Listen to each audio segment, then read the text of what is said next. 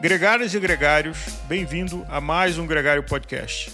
Hoje a gente tem o Felipe Machado, que Campinas com uma escala no Rio de Janeiro e hoje em Nova York, falando de Criterium. Para quem não conhece, tem talvez o seu DNA lá da nossa santíssima Bélgica, com as quermesses.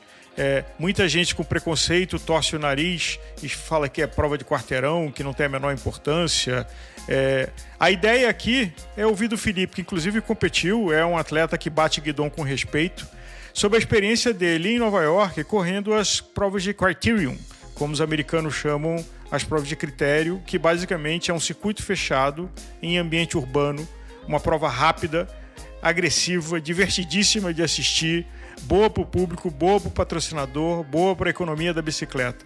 Felipe, obrigado por aceitar o convite aí de Nova York e vamos aqui nessa roda sobre os critérios. Eu acho que, primeiramente, agradecer a oportunidade, né? E, com certeza, tentar dar a minha visão de quando eu vim para os Estados Unidos e tive um choque da cultura do ciclismo aqui quanto ao que é no Brasil. Até porque eu venho de um background de outras modalidades em outros esportes e que tinha muito mais competições. E quando eu fui praticar o ciclismo, eu me deparei no Brasil com pouquíssimas competições, né? Sendo que é um cenário que tem muitas pessoas pedalando. E quando eu cheguei nos Estados Unidos, eu vi que os modelos de corridas eram muito mais simples, muitas vezes apenas com um photo finish, uma câmera photo finish, e acontecia com praticamente todos os finais de semana num raio de 30 quilômetros, né? Então, eu cheguei temporadas a fazer 25 corridas, 30 corridas se eu quisesse. E eu acho que o cenário norte-americano hoje, ele basicamente é composto por 90% de corridas de critério. E aí eu englobo dentro dos critérios, além das provas urbanas sendo nas ruas, algumas corridas de critério em parques, né, que acaba sendo muito fácil de acontecer.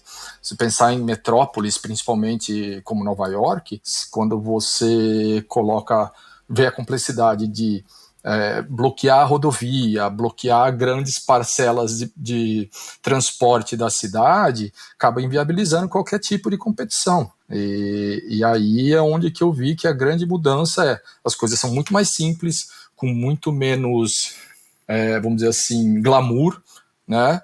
E acontecem com muita eficiência. E isso realmente foi algo que me chamou a atenção, né? Uma notícia que nos chega, e queria a sua opinião que está vivendo aí no contexto da bicicleta, é que cada vez é mais difícil organizar provas de estrada e fechar estradas municipais. Autoestradas são proibidas, estradas com velocidade acima de 80 km por hora, né, das 75 milhas ou 55 milhas, é absolutamente proibido o tráfego de bicicleta. No acostamento, essa coisa que no Brasil pode, nos Estados Unidos não pode. Então, para fazer provas, você tem que pegar estradas municipais secundárias de mão dupla e conseguir fazer esse fechamento para fazer um circuito. E confere a informação de que cada vez os municípios, os condados, como acontece aí, estão mais restritivos em dar essas permissões. Então, fazer provas de bicicleta, granfondos ou coisa desse tipo, cada vez é mais difícil nos Estados Unidos? Sim, cada vez mais difícil. Eu acho que os Estados Unidos, eles olham muito para essa dinâmica da sociedade, né? Então, você vai pegar a questão da quantidade de carros per capita nos Estados Unidos é muito grande, então quando você pensa na logística, em tudo envolve carro praticamente, né? Apesar de ter uma malha ferroviária muito maior que o Brasil. Eu acho que, falando da região que eu moro aqui, vamos dizer, nordeste dos Estados Unidos, eu acho que cabe nas duas mãos, ou seja, menos de 10 provas que acontecem em rodovias, e vou dizer provavelmente de segundo ou terceiro nível, ou seja, não envolve nenhuma autoestrada com acostamento ou o que for.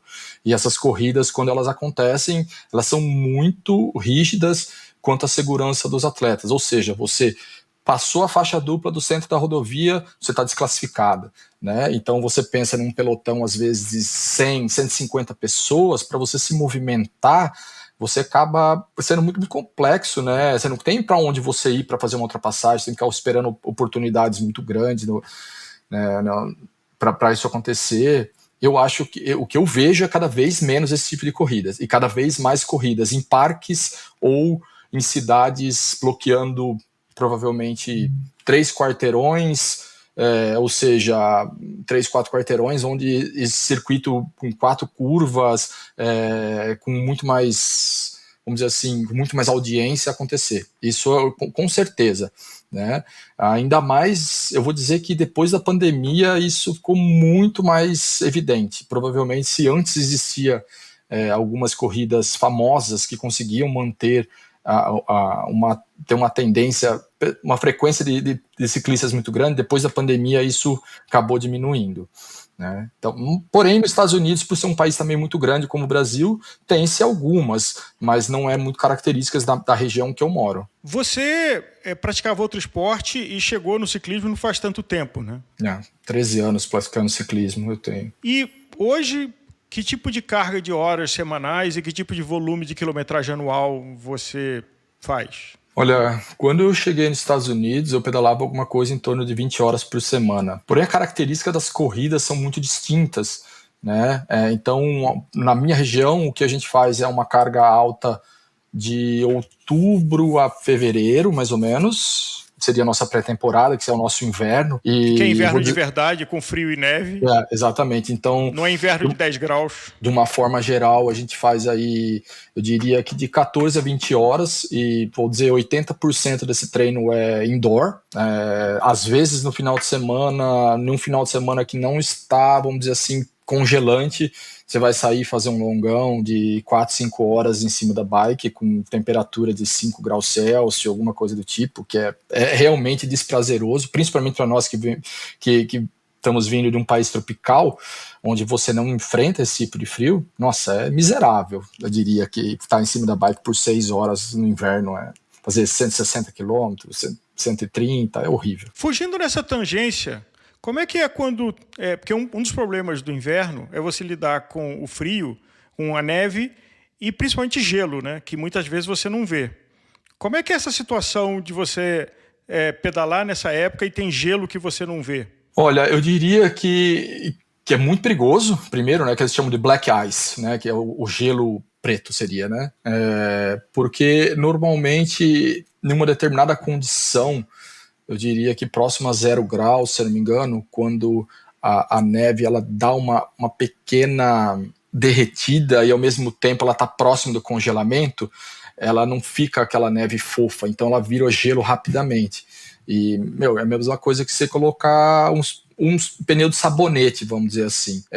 Então, dias que tem essas circunstâncias, vamos dizer assim, bem específicas, eu diria que só os loucos vão para a rua mesmo, né?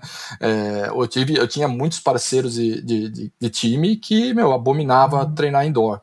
E que iam para a estrada e, vamos dizer assim, em algumas situações você ouvia falar que levou um belo capote, porém dá para você visualizar.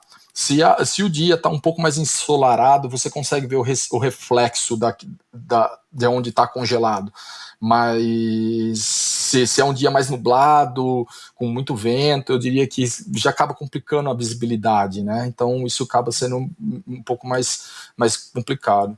A outra situação é que em épocas muito frias, você tem o asfalto praticamente todo tomado por sal, que eles colocam para não congelar. Então esses trechos, esses lugares que empoçam um pouco mais, você consegue visualizar de longe. Mas é uma situação que se você está perto de, vamos dizer assim, vou dizer, nos grandes centros é um pouco menos comum. Mas quanto mais para o interior você está, menos manutenção nas estradas vão ter para que essa situação do asfalto esteja, vamos dizer, com aquela camada de sal. Então aí é mais fácil de acontecer. Graças a Deus eu nunca tive nenhum tipo de acidente desse tipo, mas já presenciei. Se esse sal ajuda na história para tração de carros e veículos, ele é absolutamente tóxico para as bicicletas, né? De acelerar a oxidação. Com certeza. Não, a bicicleta, depois que você... eu diria que quando você vai numa corrida de motocross e você vê a moto saindo daquele barro, com tudo aquelas coisas, a bicicleta fica com aquele tipo de crosta de sal e água. Dá dó da bicicleta, dá dó de de ver o equipamento que muita gente às vezes investe muitos e muitos dólares ser colocado para esse tipo de uso. Não quer dizer que não possa ser, né? Mas nós não somos nenhum tipo de profissional que temos a manutenção da bicicleta ali sendo substituída todos os rolamentos, todas as rodas e tudo mais, ou sendo lavada periodicamente pós-uso igual eles, né? Então é um pouco complicado. O que os meus colegas que treinavam muito outdoor nessa época do ano faziam você compra um pneu muito mais cascudo, porque o sal também ajuda a furar muito o pneu, né? Que aí muitas vezes você vê pedra, parece pedra de sal grosso com aquela ponta gigante. Então eles usavam um pneu mais grosso, muito pesado para treino, rodas vamos dizer assim, da mais baixa qualidade, porque para não ter que ficar gastando rolamento e limpeza de rolamento nessa época. É muito complicado. Eu, particularmente, escolhia muito bem os dias para sair, então, vamos dizer assim, como o meu trabalho me permite uma certa flexibilidade para treinar, ou às vezes na hora do almoço, ou na parte da tarde, então eu meio que, semana vamos ter uma semana mais ensolarada, então vou aproveitar por um pouco mais de volume, semana que vem vai ser semana com muita neve e tempestade, então eu vou fazer mais treino indoor, e assim, a parte difícil do treino indoor é que a potência que você gera na rua utilizando todo o equipamento, né, o carbono, tudo, no rolo você tem dificuldade de mobilidade, de recrutar tudo, né? Uhum. Se você consegue atender as suas faixas de treinamento no indoor, com certeza quando você vai para a rua, você tem o benefício da potência, né? Você sente que você tem sempre aquela potência. Por outro lado, as primeiras corridas do ano são sempre mais perigosas, porque você vê que o pessoal, por esse período muito longo dentro de casa treinando, perde um pouco como que eu posso dizer, daquela sensibilidade da bicicleta, do handling que a gente fala, né? Do manuseio do braço, perde. Então a gente fala, no começo da temporada tá todo mundo braço duro. E de acordo com que a temporada começa, e ela começa a todo vapor, né? A gente sempre fala, quem treinou muito no inverno ganha corrida no começo da temporada. Pouca gente faz isso. Então, começo da temporada, a nossa equipe estava sempre todo mundo nos cascos, vamos dizer assim, e trabalhava para ganhar corrida o que desse, né? E corria todo final de semana. Todo final de semana, no começo da temporada. Felipe, quem vai a Nova York e não pedala, fica naquele rame-rame ali de Midtown fazendo compra e não imagina o quanto tem bicicleta nessa cidade, dos bike messengers, do que a gente vai falar daqui a pouco do Central Park, e até do Gran Fondo Nova York, de certa forma reinventou o formato do Gran Fondo desde 2011, o que antes era uma experiência lá da Itália. No primeiro ano foi desse jeito, depois já evoluiu para um formato que hoje quase todos os Gran Fondos foram, que é de uma prova amadora, que o objetivo é de você ir de bandeira a bandeira entortando o cabo. Sim. Como é que... E junta 5, 6 mil pessoas, talvez seja um dos maiores Gran Fondos que acontecem no mundo. Como é que a tribo do Gran Fondo convive com a tribo do Criterium em Manhattan, em Nova York? Porque a turma do Bike Messenger é outra história, o pessoal da Fixa é outra turma, né? Sim. Mas como é que a turma do Criterium convive, que faz as provas no circuito do Central Park, que a gente vai falar daqui a pouco, convive com a turma que treina a fazer Gran Fondo, o Gran Fondo Nova York, por exemplo? Eu acho que em termos de treino, no dia a dia, a convivência é tranquila, é normal, vou dizer assim, que ela é até de parceria, né? Mas eu diria que em termos de como as pessoas que correm os circuitos aqui, vamos dizer assim, o circuito amador nos Estados Unidos, ela não dá muita atenção para o Gran Fondo. Eu moro há 7 anos aqui e eu nunca corri o Gran Fondo Nova York, né? Tenho amigos que vêm correr de outros países, da Itália, do Brasil, que vêm correr, mas eu acho que, por exemplo, a equipe que eu fazia parte até essa semana, né? Eu tô me aposentando, vamos dizer assim. Só o ano passado que eles foram participar, né? Desse tipo de competição. Até porque o calendário é tão ocupado que mesmo no dia anterior ao Gran Fundo, a gente tinha competição. Ou seja, no sábado pela manhã, nós tínhamos competição no Central Park. Eu diria que todos os anos aconteceram isso, né? Então, você vê assim, não é porque tem um evento na cidade que o outro evento deixa de existir. Né? Eles coexistem de forma, vamos dizer assim, harmoniosa até, né? Porque eu acho que tem para todos os gostos. O percurso do Gran Fundo Nova York é um percurso que a gente costumava treinar praticamente todos os finais de semana. E aí você fica aquele negócio, mas eu vou competir num negócio que eu faço todo final de semana, qual é o sentido e tudo mais, né? Porém, ainda pagar por isso? E pagar uma quantia alta pela experiência, eu diria. Porém, eu não vou dizer assim, eu acho que cada pessoa sabe a experiência que ela quer ter. Eu acho que as pessoas que estão muito mais no competitivo, que querem sentir aquela adrenalina de competir, você quer largar num pelotão que você sabe que no final você tem chance de chegar. Agora, se largar um pelotão de 5.000 pessoas, você sabe que quem perdeu a primeira, não vou dizer nem perdeu, se você não faz seu caminho até a frente do pelotão para pegar a primeira subida, no final dela você já sabe que você não vai mais competir. Uhum. Né? O que não é uma realidade quando a gente fala de prova de critério ou provas de circuitos, né?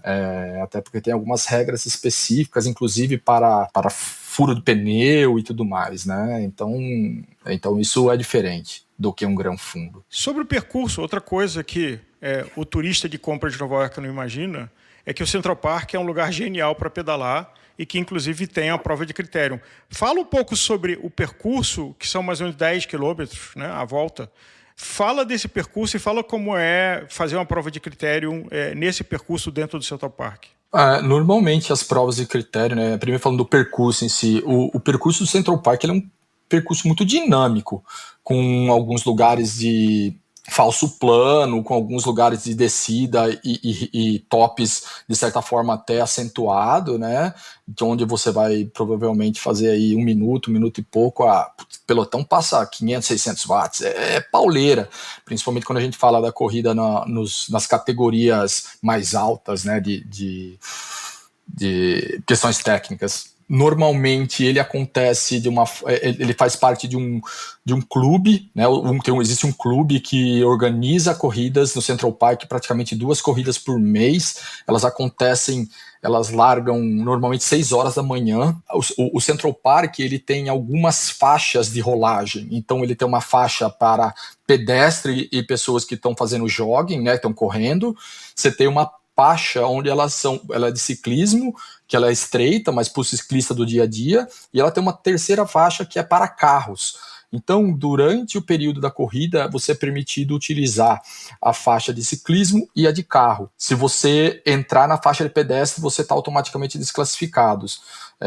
E se tem, durante a corrida, um batedor de frente e um batedor de costas de moto no pelotão, onde eles ficam fazendo esse tipo de verificação, além de estar notificando aos pelotões que largam anterior àquele, né? Se está vindo por exemplo, você tem um pelotão feminino correndo 2 minutos, a largada 2 minutos à frente do pelotão masculino. Então, quando esses pelotões vão se encontrar, essas motos elas fazem a abordagem para que os pelotões coexistam e passem e permitam que a prova não seja interrompida.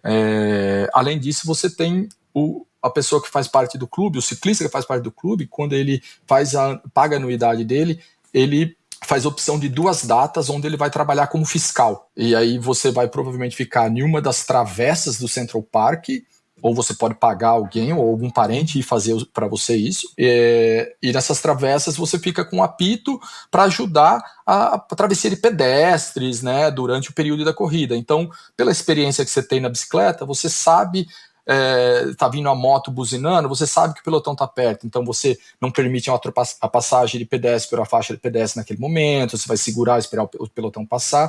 Então, vou dizer que todos os usuários do Central Park coexistem dentro daquele ambiente durante essas corridas. E essas corridas podem durar de 1h20 a 2 horas. Tem corrida de 80 quilômetros dentro do Central Park. Né? Um grupo faz uma prova de 80 km em 1h30, então faz 8 voltas. 8 voltas, 8 voltas. E a estrutura é toda de voluntários, então a prova não precisa do poder público para viabilizar, não precisa que a polícia esteja lá, batedores, é toda a estrutura da própria e voluntários que ajudam a viabilizar a segurança da prova para quem está correndo ou para quem está pedalando, passeando. Para todo mundo. Para todo mundo. Além disso, eu acho que a estrutura da Federação Americana, você tem batedores de motos que são licenciados. Para você ser um fiscal nos Estados Unidos, você fazer uma aplicação para só ser fiscal. Então, daí com a sua moto que vai estar licenciada para ser fiscal, do seu curso que você fez para ser um fiscal, você pode prestar o serviço para os organizadores de prova. Então, a confederação, na verdade, ela tem o papel de certificar pessoas que são aptas a prestar aquele serviço e não ter esse serviço para ser prestado para todas as corridas, até porque seria inviável, né? E assim você também tem os oficiais de provas, que são as pessoas que ficam responsáveis para colocar a súmula, para fechar a súmula, fechar as colocações e enviar os resultados para a confederação. E aí isso vem tudo atualizado nos rankings e tudo mais, que quando o fiscal ele submete para a confederação. Então são provas oficiais de um calendário, não são provas piratas? Não, todas provas oficiais, com selo da USAC, né, no caso. E como funciona um programa? Por exemplo, durante um dia, normalmente quantos pelotões largam? Porque, e aí conta um pouco para a gente como é que é a classificação nos Estados Unidos, que tem as categorias. Aqui, quando você começa a correr de ciclismo, né, aqui são 6 categorias. São 5 categorias amadoras e uma profissional. Então, dentro dessas categorias amadoras, quando você começa, você é um iniciante, você é categorizado como categoria 5. Eu acho que hoje mudou a nomenclatura, mas o que acontece é a mesma coisa.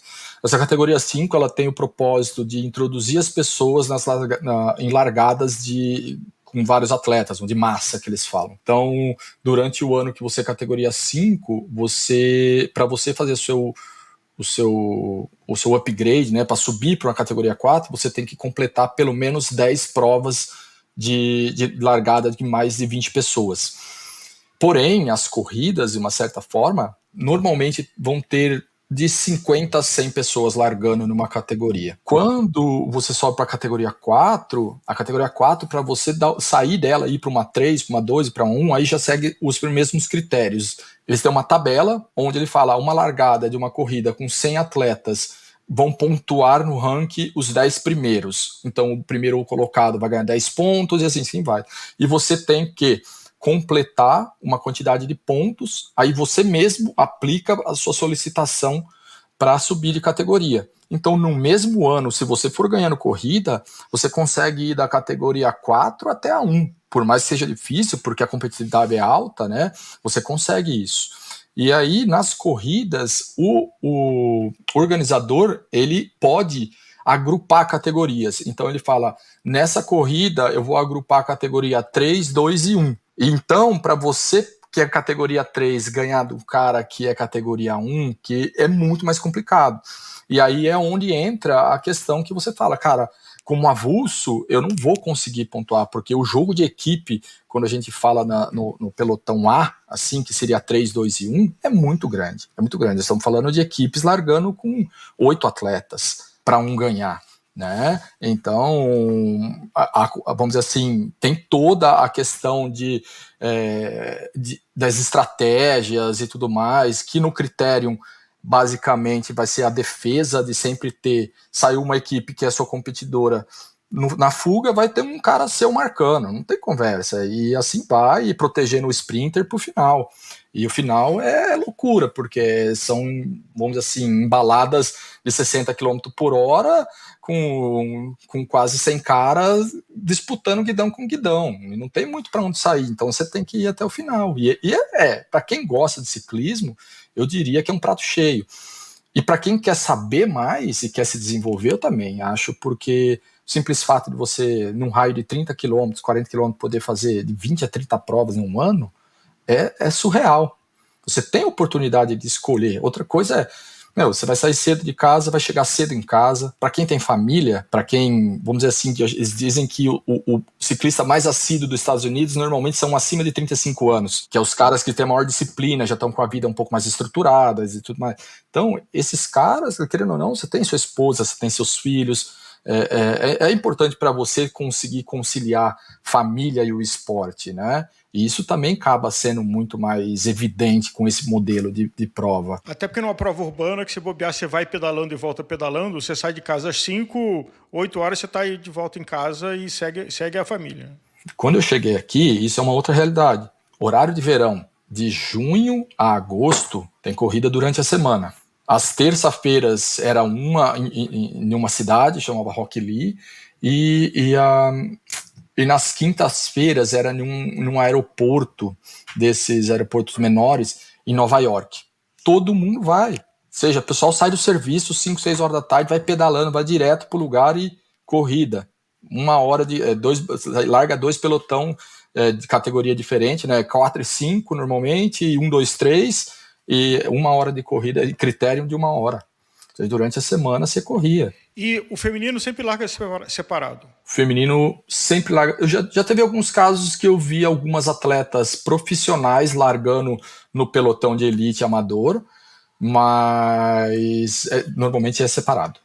Praticamente e também separado. tem as 6 categorias. Também tem as categorias. Normalmente tem um quórum um pouquinho menor, mas eles também fazem essa separação para que não coloque atletas em níveis tão distintos e permita que exista uma competitividade, né? Tem crescido o pelotão feminino de Criterium? Tem. Tem um mercado grande nos Estados Unidos de Criterium feminino. Eu acho que você vê grandes equipes profissionais, inclusive, montando equipe feminina, né? Então você tem, por exemplo, a Legion LA colocando o pelotão, colocando mulheres competir. Você vê atletas, inclusive Pro Tour, que correm para Jumbo, correndo o Criterium aqui nos Estados Unidos, né? Algumas delas que são americanas, para manter o nível de treino, de intensidade de corrida. É uma coisa que tem aumentado bastante. Tem controle antidoping? Muito raro, muito raro. O nível de competitividade aqui, eu acho que toda a estrutura é diferente, né? Toda a estrutura, eu diria que até a estrutura de aquisição de medicamento é tão distinta que eu não acho que seja algo tão comum, viu? Ter pessoas dopadas no pelotão. Por que eu falo isso? Rotineiramente não existe controles. Não, acho que Gran Fundo Nova York tem, e aí é aleatório. Quando alguns atletas, eles são, como que eu posso dizer, eles começam a ter uma incidência de vitórias muito grande, esses caras são selecionados para fazer. Mas, de uma forma geral, não. E a tua experiência, você participou, você disse que está se aposentando agora, acho difícil acreditar do que a gente está se conhecendo aqui, mas você tem uma experiência de participar ativamente de uma equipe de Criterium. Sim. Como é que tem sido essa trajetória e a dinâmica de participar dessa sua equipe, como é que ela funciona? A equipe, ela é uma equipe nova, né? Quando eu cheguei nos Estados Unidos, ela era o primeiro ano dela. Naquele ano eu não conhecia eles ainda. No segundo ano, quando eu era categoria 4, eu fui procurar uma equipe para fazer parte. Ela é uma equipe que, na época, era composta praticamente por todos categoria 4. E dali, alguns atletas, eu em 3, 4 corridas, eu já subi para 3 e assim fui para 2. Tinha um outro inglês, na época que ele foi atleta, se não me engano, no boxe, era um moleque muito forte. Nossa, assim, ele era um ótimo sprinter, impressionante mesmo, assim, você vê os ratings dele de vitória em sprint, era coisa fora do comum. Chegou em categoria 1, ele chegou em 1 ano. Foi coisa assim absurda. Depois nós tivemos um garoto que veio também, o Cormac, um atleta sensacional. Ele foi campeão júnior nacional na Irlanda, tem vamos dizer assim, uma experiência gigantesca no ciclismo. E aí, então a equipe começou a crescer até chegou um ponto que principalmente esses 2 meninos, o Cormac e o Connor, eles falaram, cara, a gente tem que tentar correr o USA Crits, que na época era a liga americana de critério. E aí, é claro, Isso trouxe muita visibilidade, isso trouxe muita cobrança para dentro da equipe. Então a equipe, de forma, vamos dizer assim, orgânica, acabou, vamos dizer assim, subindo de nível, né? E com isso veio toda a visibilidade de mídia social e aí com isso patrocinadores, né? Ela era ancorada numa loja? Tinha uma loja? Sim, ainda é. O maior apoiador... As equipes normalmente são ancoradas em alguma loja? Sim.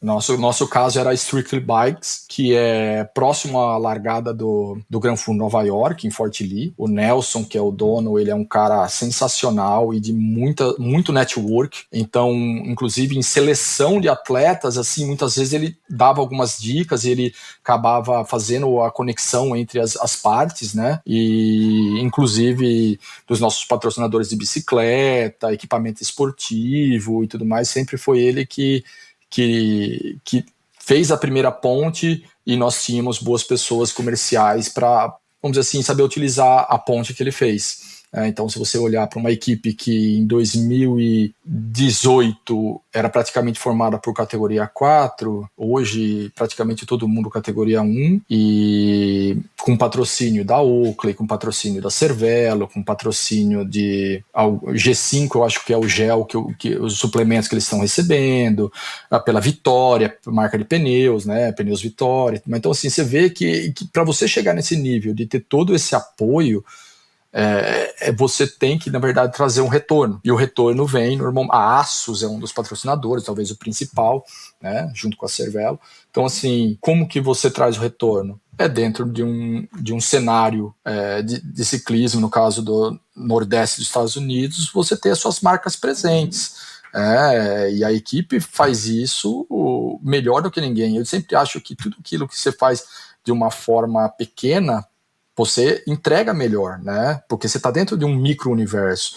Agora, você tem outras equipes gigantes, como falei antes, a Legion, ela tem os maiores patrocínios dos Estados Unidos em termos de ciclismo, né? Do Justin Williams, né? Que inclusive ganhou uma repercussão maior até do que a bicicleta, né? Lá de Los Angeles. Sim. Agora, os atletas, por exemplo, na sua equipe, são todos amadores. Então, o que a equipe faz, ela dá uniforme, paga a inscrição e ajuda nos equipamentos. Eu acho que hoje, eu diria que todos têm bicicleta em consignação. Nós ganhamos capacete, ganhamos a manutenção das bicicletas, ganhamos óculos, tudo da Oakley, né? Capacete e óculos da Oakley, uniforme da Asus e bicicleta Cervelo, tudo entregue. O nome da equipe, para quem está nos ouvindo aqui, dar uma olhada no Instagram e começar a seguir?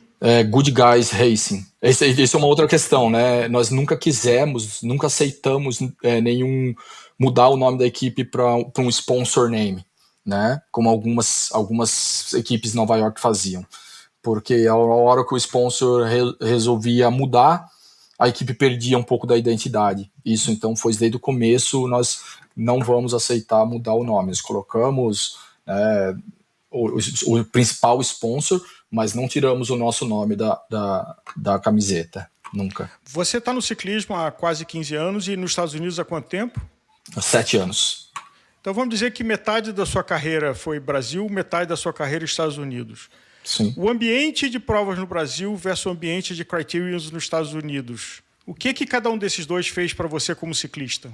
Eu acho que no Brasil tinha a parte legal, que era você ter um pouco, como que eu posso dizer, aquela fantasia de estar correndo corridas parecidas com Pro Tour, alguma coisa do tipo, o que a gente sabe que não é, mas no começo, principalmente, quando você vê provas grandes, estradas, você sempre sonha, vislumbra algo como corridas na Europa. Porém, você começa a ver cada vez menos corridas desse tipo, você começa a ver, ou senão as poucas que tem são extremamente caras, nada contra, mas nem todo mundo tem condição de adquirir, de ter essa experiência. Então, eu acho que no começo era muita empolgação, e depois, antes de eu sair do Brasil, eu tinha uma certa decepção, porque eu falo, cara, mas eu tô treinando para quê?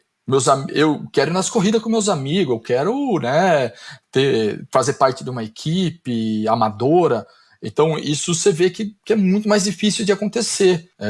Agora, quando eu mudei para cá, a primeira coisa foi ter um choque. Eu falei, caraca, mas, tipo, se for categoria 5, um bando de, vamos dizer assim, de amador bem cru mesmo, e nós estamos falando de largada com, sei lá, 100 pessoas todo final de semana, fiquei meio, falei, nossa, o negócio é sério aqui, né, e aí você fala, deixa eu correr atrás do meu. E quando você vê equipes de, vamos dizer assim, categoria 4 planejando a estratégia para a corrida no dia seguinte, você vai fazer isso, você vai fazer aquilo, seu papel é esse, seu papel é aquele, você fala, cara, você não vai imaginar isso no amador no Brasil. Talvez, vamos dizer assim, talvez na elite, vamos dizer assim, mas no amador mesmo, é meio que cada um por si, né? E aqui não, porque essa questão do patrocínio, por causa de todos esses pontos que eu falei, que é muito mais presente, você fala, não, se minha equipe ganha, eu tenho benefício também, né?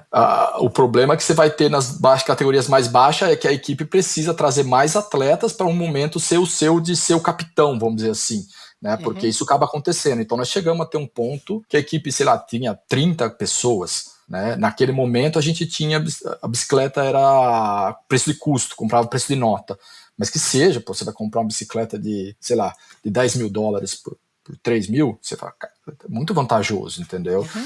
Então, eu diria assim, são cenários muito distintos. Aqui é uma mímica, vamos dizer assim, mais de uma equipe profissional, uma equipe elite, sendo que é amadora mesmo, né? E cada um tem o seu treinador, mas isso é outra coisa que é muito, muito disseminada. Treinamento individualizado. Hoje aqui nos Estados Unidos, você conversa com qualquer pessoa que corre, ele não existe assessoria, é sempre treinamento individualizado, o treinador passando treino por Training Peaks, é tudo muito... Os caras são meio nerd para isso, sabe? Eles são muito comprometidos com esse tipo de coisa. Não é só num nível mais alto que isso acontece. Na média, você corria quantas provas por ano? Por exemplo, ano passado. Ano passado... 52 semanas. Eu fiz 15 provas. 2022 eu fiz 22 provas. Isso que ano passado eu me lesionei, né? Por isso que eu tô afastado faz um tempo. Eu tive na verdade não foi uma lesão relacionada ao ciclismo, mas eu tive uma hérnia de disco cervical, então eu comecei a ter muitos problemas para treinar, e aí foi onde eu comecei a tirar o pé um pouco, e por isso que eu falei, né, tô me aposentando, não porque eu não tenha condição, mas porque eu tô dando um tempo pro meu corpo para se adaptar a essa nova fase para mim, entendeu? E ver como que vai ser em questão de volume de treino e tudo mais. Eu não quis, como que eu posso dizer, assumir um compromisso que eu não pudesse mantê-lo depois com meus companheiros de equipe. Qual a diferença do clima no pelotão amador do Brasil com o pelotão amador dos Estados Unidos? E aí, especificamente, óbvio, o lugar que você conhece, que é a região de Nova York. Cara, eu acho que aqui nos Estados Unidos eles sabem separar muito bem o que é o momento da corrida e o antes e o depois. É aquela coisa, não existe drama, não existe diz que me disse, é uma coisa assim, tá todo mundo na largada antes, dando risada, tirando sarro, começou, apitou, largou, pau tá comendo, ombro com ombro, termina a prova, no hard feelings, cara, sem ressentimento, não tem, aconteceu lá dentro e passou, não vai perpetuar, não vai ser uma coisa que no final de semana que vem você vai estar correndo contra aquele mesmo cara e as pessoas vão estar sabe, apontando o dedo na cara do outro. Então, acho que o Brasil ele é muito passional, o brasileiro ele é muito passional, é muita emoção. E aqui não, cara, que os caras são mental, pragmático, não vai mudar a sua vida. E isso é outra coisa, a equipe não tem, eu sempre lembro que o capitão da equipe, o gerente, ele fala assim, cara, a gente não tem espaço para drama. Todo mundo é adulto, todo mundo tem os seus dramas diários, o que é seu, aqui dentro nós vamos cuidar de andar de bike, de se divertir, de ganhar. Passou, acabou a corrida, nós vamos sentar, tomar um café, falar besteira, e, enfim, e vai que vai, a vida. Ou seja, muitas vezes terminava a corrida, a gente ia fazer 1h30 de corrida, ia fazer um pedal depois para aumentar o volume, e, cara, o cara que acabou de ser o seu adversário tá pedalando junto. Então, as pessoas não levam isso como Essa pro é a meu minha inimigo. pergunta. Uma prova de critério é uma prova muito batendo guidon, o que leva a ser mais agressiva. O quanto ela tem de veneno entre os concorrentes? Assim, de veneno, de dar cotovelada, de provocar um tombo, de dar fechada, de tentar ganhar na força, mas também na maldade. Cara, eu vejo muito pouca maldade. Eu acho que são poucos os casos de maldade. Eu diria que, olha, eu não gosto de citar, mas tipo, eu vi muito pouco. Mas no pelotão amador que eu corria, você via muito mais um caso de falha humana no sentido de estar com oxigênio baixo na cabeça e fazer alguma navalhada do que o cara realmente ter essa questão, entendeu? De ser maldoso. Até porque tem alguns lugares que a gente já sabia onde você tá na corrida, onde você não tá. Então, o cara que tá nesse nível, ele conhece a bicicleta, ele sabe que ele tem chance e ele sabe que não tem chance. Depois que fazia determinada certa curva no Central Park, que ia para o último, vamos dizer assim, para o último trecho, o último quilômetro, você já sabe, pela posição sua na curva, você já sabe se você tem chance de ajudar a sua equipe ou se você já tá no gancho, não tem conversa, sabe? Então isso faz com que as pessoas sejam mais realistas no ponto de, cara, hoje acabou, eu tenho que estar inteiro para a próxima corrida, né? E isso faz com que... Agora, é natural que sprint, bicicleta se enrosque, a pessoa faz um movimento estranho e bate uma roda e tem tombo. E é do jogo. É do jogo, né? Mas no nível, vamos dizer assim, que a gente fala categoria 3, 2, 1, diria que, sei lá, se tiver 10 corridas, pelo menos no Central Park, 10, 12 corridas por ano, vai ver 1, 2 acidentes na categoria, nessa classe de ciclista. Muito pouco, muito pouco. Você já soube alguma vez de que alguém conseguiu fazer uma fuga e encostar no rabo do pelotão e ficar ali sentado, quase para dar uma volta em cima, mas aí não precisa atacar mais, está só defendendo? Cara, já ouvi falar, mas acho que aqui a regra é diferente. Se o cara pega o pelotão, desclassifica todo mundo. Então, turma, não deixa. Não tem aquele negócio do o cara saiu na fuga, o pelotão senta e espera. Acabou, não tem isso, entendeu? E isso é outra coisa que a moto ajuda muito. Quando a moto está circulando na frente do pelotão, a hora que sai a fuga, ela acompanha a fuga, o pelotão fica solto. Quando essa moto vem vindo atrás, a galera já fala, tem que apertar o negócio, cara, senão acabou. Existem casos, claro que cada organizador pode fazer a sua regra, pode ajustar essa regra, não é uma regra nacional, mas isso é muito, muito, muito frequente, então a turma não deixa. Dificilmente você vê um cara sair solo numa fuga e dá 15 segundos, o cara abriu, fez uma curva, deu 15 segundos, as outras equipes que são mais fortes também já falou, opa, que não tem um cara nosso lá, pode ir, meu. Aí começa aquela correria, e como o critério é uma prova muito rápida, o pelotão ele acaba tendo a vantagem, né? Para buscar 15 segundos e tudo mais. Normalmente ela é mais plana. Meu, é muito difícil você manter. Agora, no Central Park eu já vi fugas de abrir 2, 3 minutos do pelotão, mas em critério mesmo, vamos dizer assim, esses de rua, de quarteirões, raríssima, não tem. Nego não deixa. Porque não tem bobo ali e ninguém tá olhando para cima, né?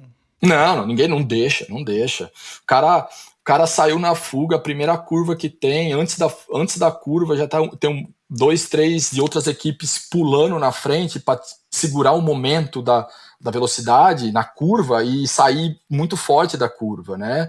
Então, a hora que acontece isso, 3 contra 1 é muito difícil. 3 querendo fazer parte da fuga é muito difícil. E a hora que esses caras pulam, naturalmente, eles puxam todo o pelotão. Essa que é a verdade, né? Então, o pelotão não deixa... Saiu os caras só ficam esperando qual vai ser o próximo a pular pra gente aproveitar o momento e ir, entendeu? Mas é muito raro, muito raro. Você mencionou o US Crit como um programa. O US Crit como programa, ele dá diretrizes ou ele tem algum tipo de campeonato? Então, por exemplo, você tem um campeonato estadual, um campeonato nacional que você qualifica para ir para a prova, para ser o campeão do estado, para ser o campeão do país? Ou não? São circuitos que acontecem de forma paralela e independente? Ele na verdade, hoje ele não existe mais, ele tem uma outra liga de critério, né? Mas ele é como que eu posso dizer? Ele é paralelo. Ele faz parte das corridas licenciadas pela federação. Então não tem um campeão nacional. Mas não, então é diferente. Aqui você tem campeonatos estaduais e nacionais para todo tipo de ciclismo. Então você tem um campeão de estrada, você tem um campeão de critério e você tem um campeão de contrarrelógio, onde tanto estadual quanto nacional, né? Para cada categoria. Uhum. Então, vamos dizer assim, eu fui campeão estadual de New Jersey no ano que eu mudei para cá, em 2017. Chegou no outro ano, eu mudei de categoria para 4, eu não podia usar a camisa de campeão estadual, mas eu era o campeão estadual de estrada. Teve recentemente o Cormac da minha equipe, ele foi campeão de estrada, de critério e de contrarrelógio. Caramba. Então, o cara é uma máquina, né? Ele é muito bom. Um cara, que nível de watt por quilo? Eu diria que provavelmente 5, 6. 5,5 por aí. É um cara que vai andar 400 watts tranquilo, fácil. Assim, então, enfim, né? Não tenho muito o que falar, né? A única tristeza é que não dá para viver disso, né? Você tem que trabalhar com alguma coisa. Não, ele trabalha com outra coisa, você vê assim, ele trabalha para uma rede de hotéis, eu não sei qual é o cargo dele, mas é na parte administrativa. O Conor, por exemplo, ele trabalhava na área de TI para uma empresa também. Então, o Conor era um cara que dava pico no sprint de 1.500 watts. Você já fala, o cara que dá 1.500 watts no sprint, ele é forte, não tem jeito, né? A gente sabe que por mais você fala assim, mas segura quanto tempo? Sprint de 15 segundos, o cara tá ali mantendo média de 1.200. Fala, pô, cara, você tá de sacanagem comigo, né? Máquina, você parece um touro, moleque, assim, touro no sentido de forte, não de ser grande, mas forte, você fala, não tem jeito. Mas é característica de cada ciclista. Eu, por exemplo, eu sempre fui um cara, as provas que eu ganhei e que eu fiz pódio, normalmente eram sprints mais longos, 45 segundos, ou seja, aquela última porrada antes de chegar para o sprint final era onde eu levava.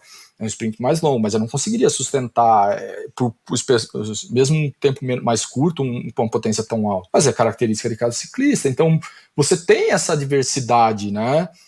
Dentro do próprio pelotão. E aí você vira gregário, cada um tem o seu papel, né? Em determinada parte da prova, você é o cara que aparece. E aí a vantagem do circuito de rua, porque como é parte da... Cara, tem moto, tem fotógrafo no parque inteiro, moto tirando foto na frente do pelotão, filmando.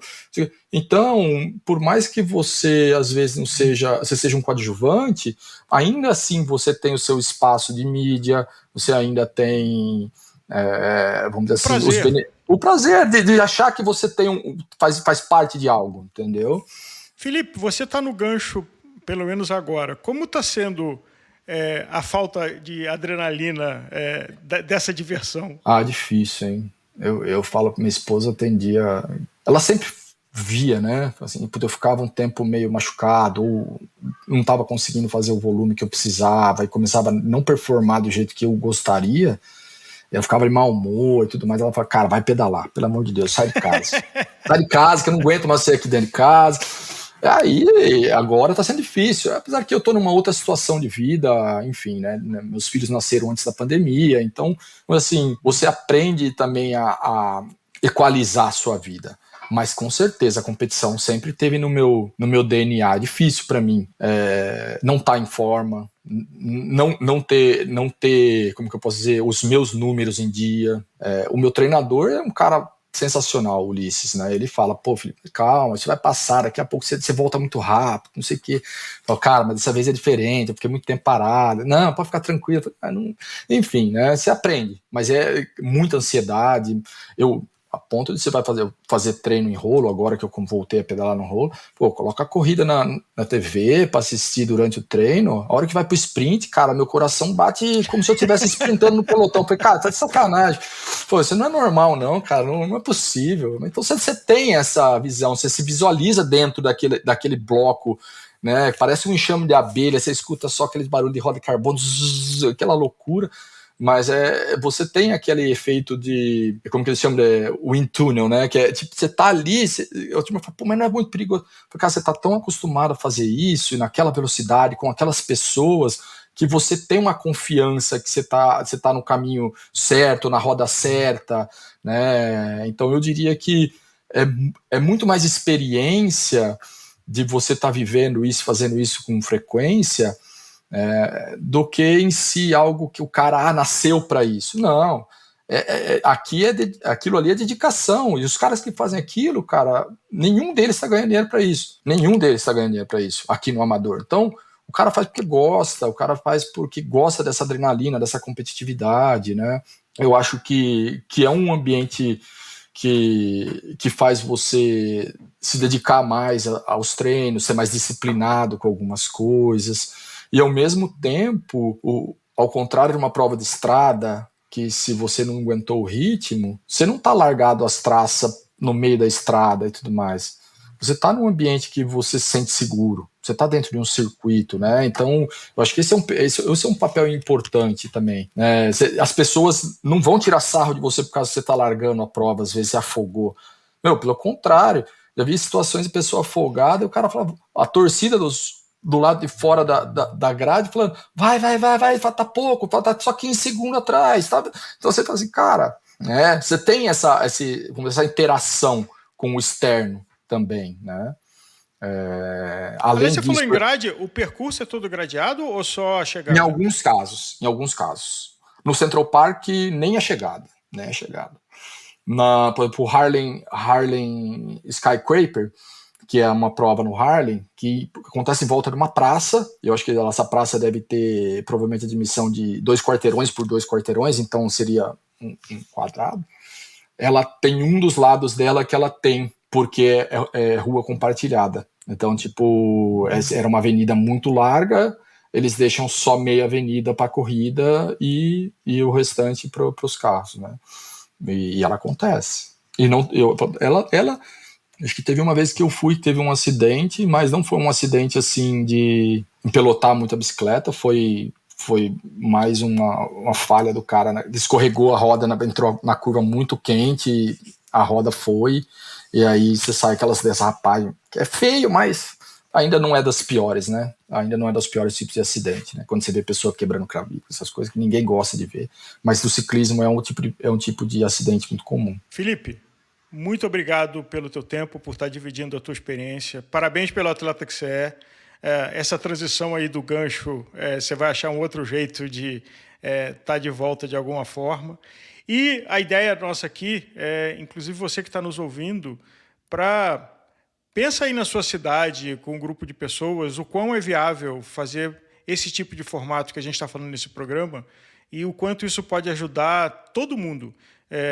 Os ciclistas, quem torce, as marcas, as lojas, de uma forma muito viável e que, enfim, eu sou suspeito que eu sou apaixonado desde as quermesses belgas, a minha infância, Campeonato dos Bairros no Rio de Janeiro dos anos 70, 80, e a experiência aqui do Felipe de como isso virou uma coisa séria e virtuosa nos Estados Unidos, tem coisa para ensinar para a gente.